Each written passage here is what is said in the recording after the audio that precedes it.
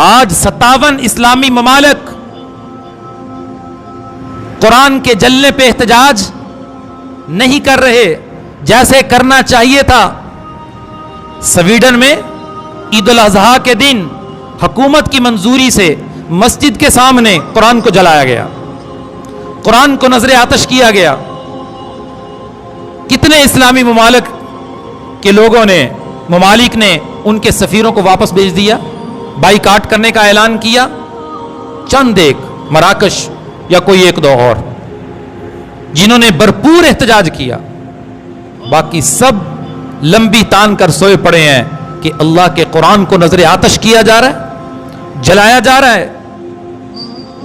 اللہ کا قرآن، اللہ اکبر، اللہ کا قرآن اللہ کی صفت ہے، مخلوق نہیں ہے۔ ہم مخلوق ہیں، انسان مخلوق ہیں، کائنات مخلوق